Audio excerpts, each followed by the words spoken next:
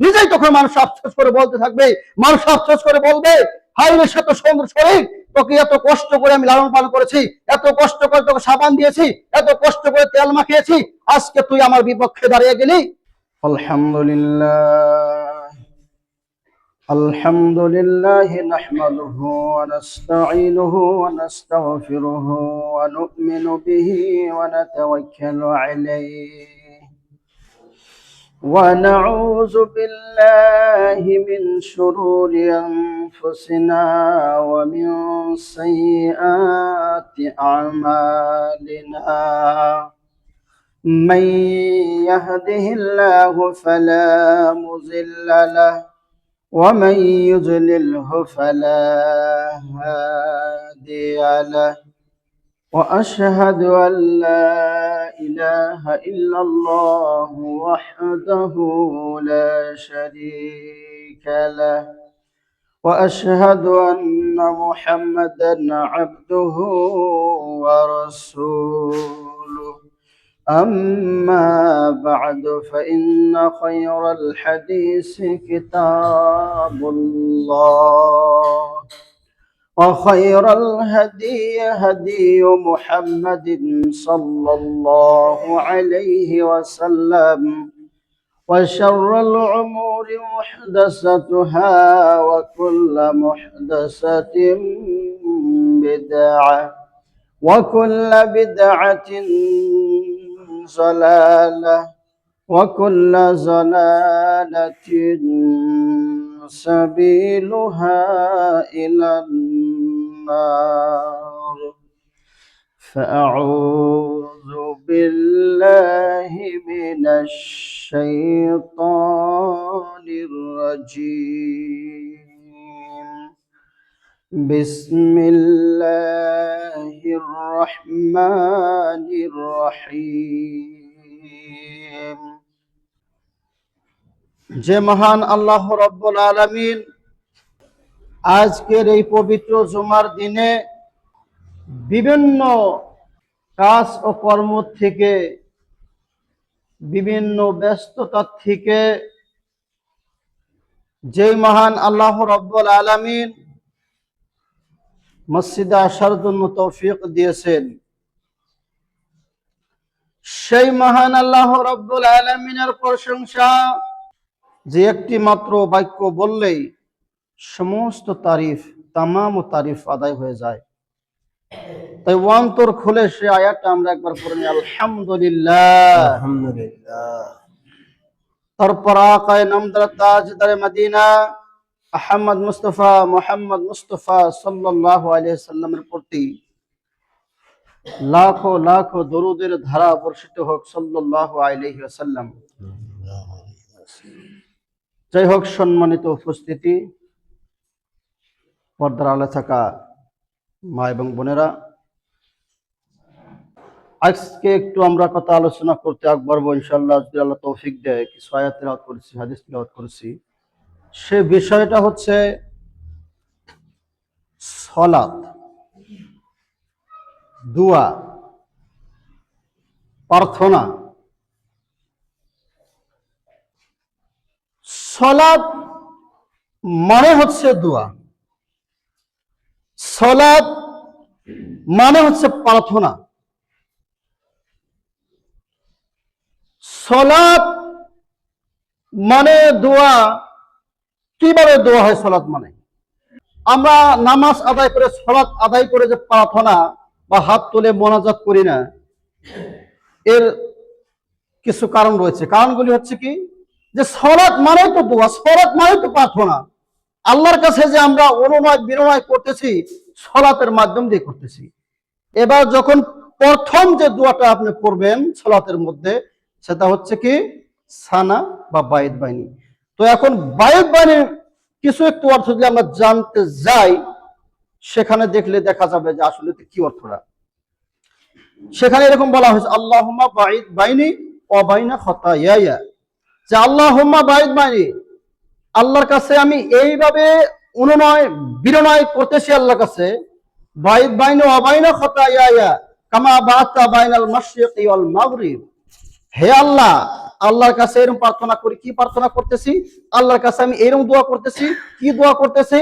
যে আল্লাহুম্মা বাঈদ বাইনি ওয়া বাইনা খাতায়ায়া কামা বা'আদতা বাইনাল মাশরিক ওয়াল মাগরিব ওয়া বাইনা খাতায়ায়া, যে আল্লাহ তুমি কি করো, আমার গুনাহগুলিকে, আমার পাপগুলিকে আল্লাহ তুমি আমাকে এমনি ভাবে মোচন করে দাও, আল্লাহ তুমি এমনি ভাবে আমাকে ক্ষমা করে দাও, এমনি ভাবে আমাকে পরিষ্কার করে দাও, এমনি ভাবে আমাকে পরিশুদ্ধ করে দাও। কিরকম ভাবে? বাইনাল মাশরিক ওয়াল মাগরিব, পশ্চিম থেকে পূর্ব পর্যন্ত, মাশরিক থেকে মাগরিব পর্যন্ত এর মতো আমার যত গুনাহ রয়েছে, যতগুলি পাপ রয়েছে, আল্লাহ সমস্ত পাপকে তুমি খাতা করে দাও, সমস্ত পাপকে তুমি মাফ করে দাও। নাক্কিনি মিনাল খাতায়া কামা ইয়ানাক্কা সাওবুল আবিয়াযু মিনাদ দানাস, যে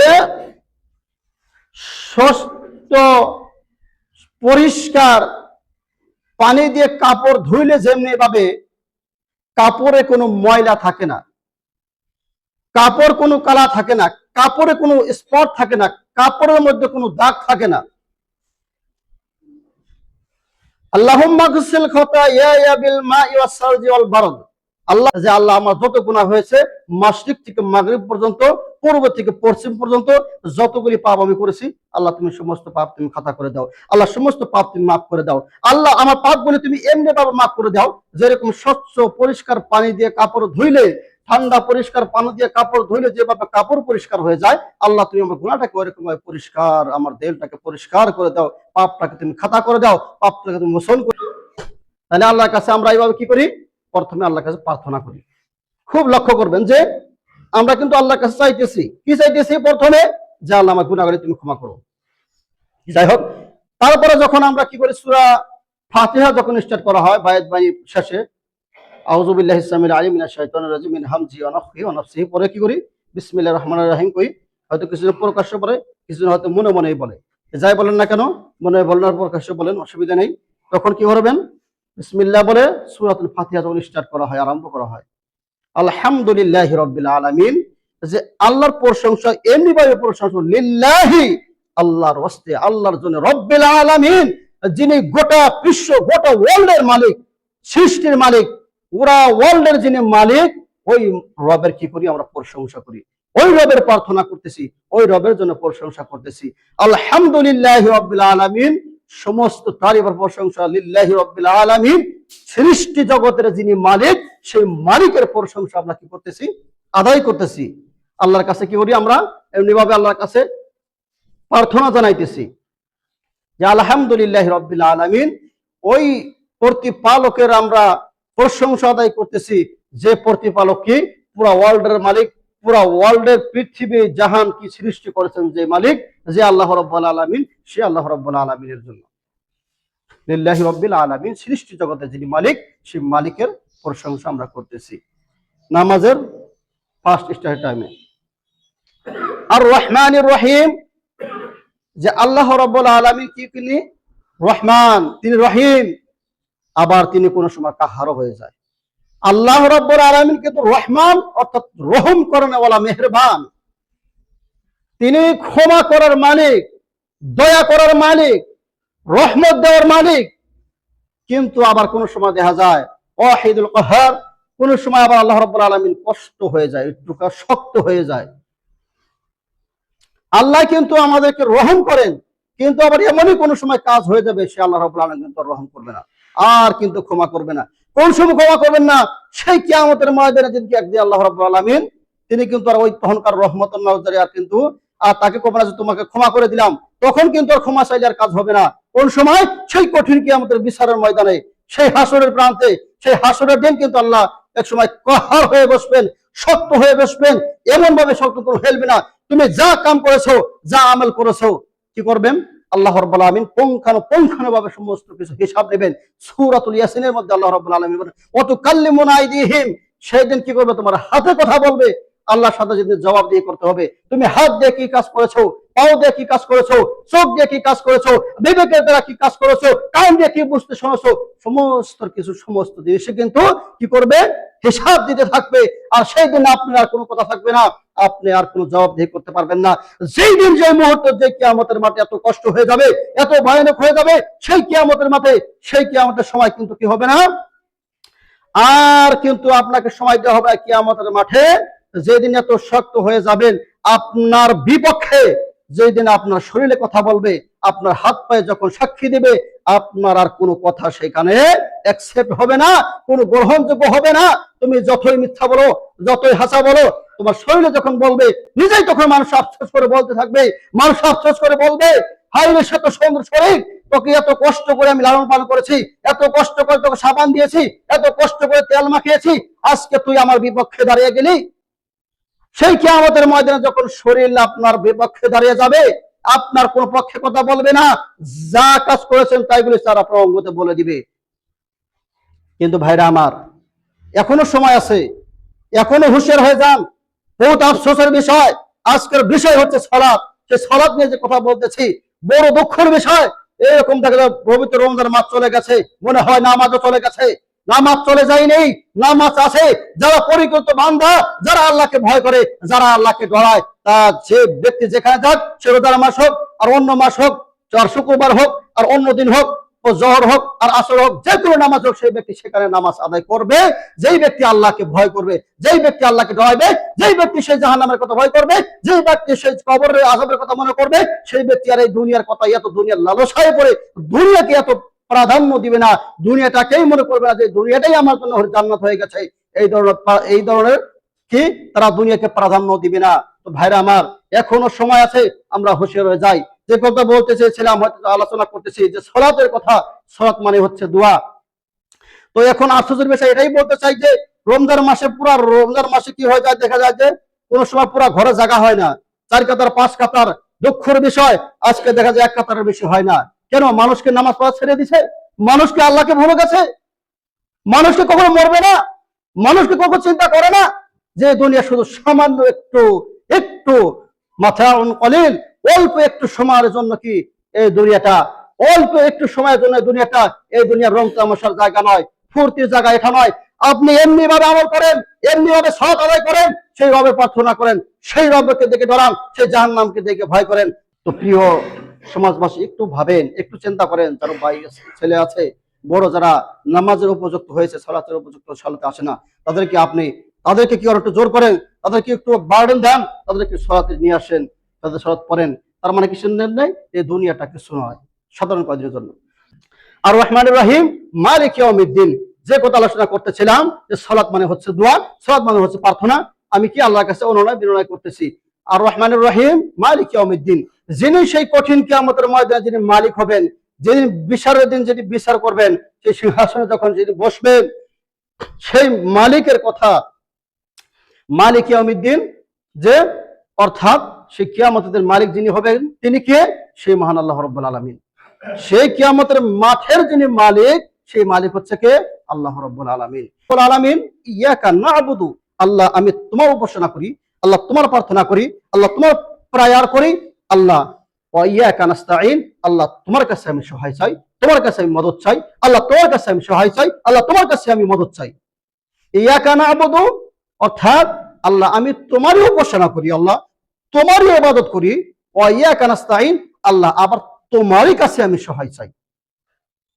কি বুঝতে পারলেন? তাহলে আল্লাহ রাব্বুল আলামিনের জন্যই যদি সালাত হয়, আল্লাহ রাব্বুল আলামিনের কাছে যদি গ্রহণযোগ্য হয়ে যায় সালাত, তাহলে কিন্তু সেই ব্যক্তি ক্ষমা পেয়ে যাবে, যদি আল্লাহ রাব্বুল আলামিন কবুল করেন। আর যদি আল্লাহ রাব্বুল আলামিন তার সালাত কবুল হয়ে থাকে, সে কোনোদিন খারাপ কাজ, অশ্লীল কাজ, বেহায়া কাজ, মন্দ কাজে সেই ব্যক্তি কোনোদিন যেতে পারে না।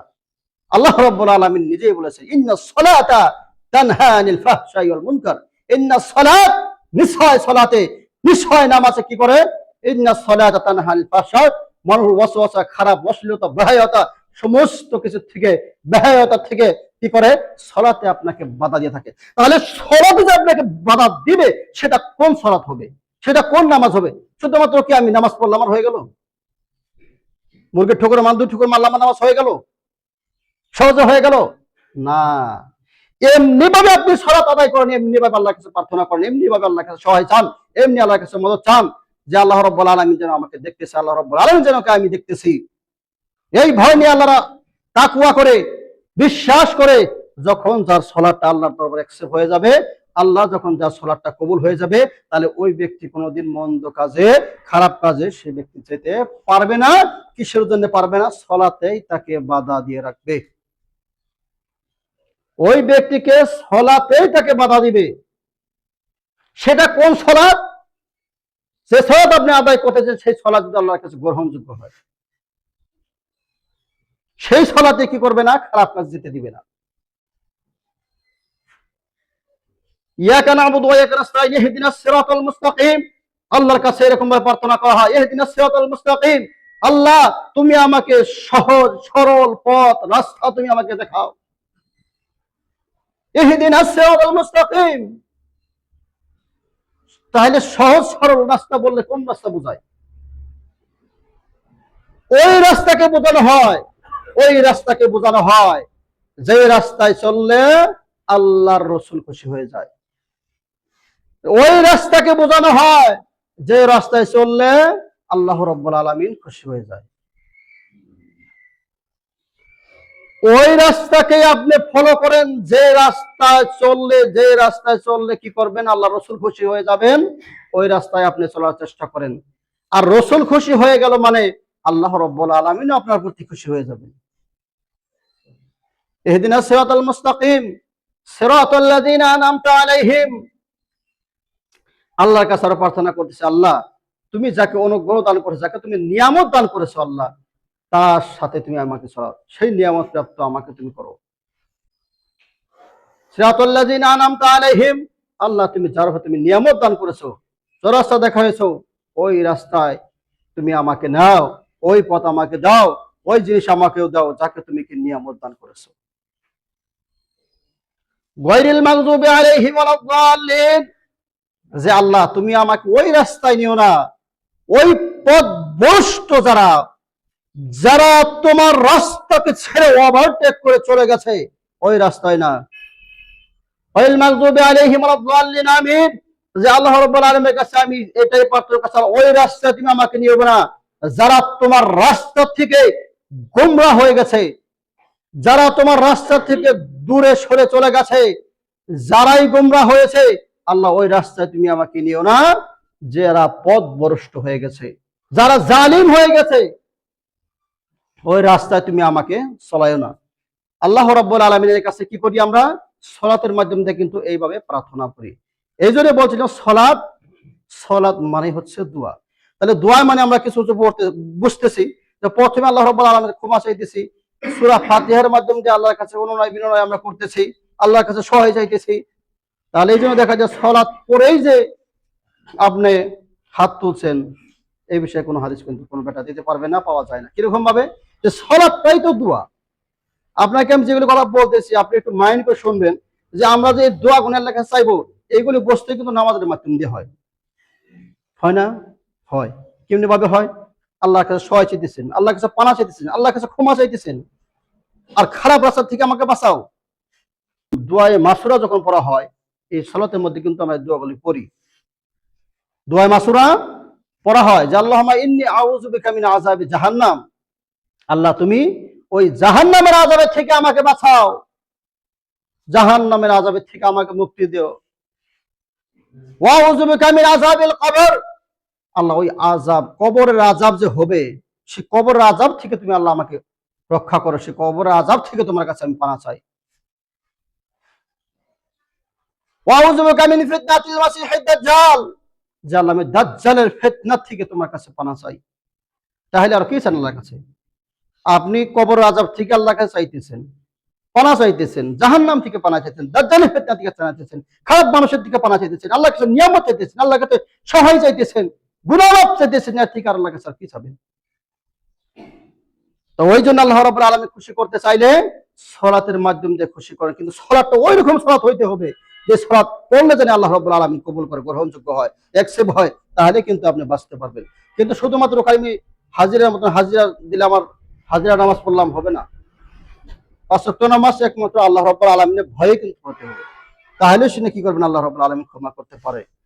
তো যাই হোক, আল্লাহ রাব্বুল আলামিনের কাছে অবশেষে দাবি দোয়া, আল্লাহ রাব্বুল আলামিন সবাইকে যেন সহিহ আমল করার জন্য তৌফিক দান করেন। আল্লাহ রাব্বুল আলামিন 5 ওয়াক্ত নামাজ সালাত সহি শুদ্ধভাবে আমল করার জন্য তৌফিক দান করেন।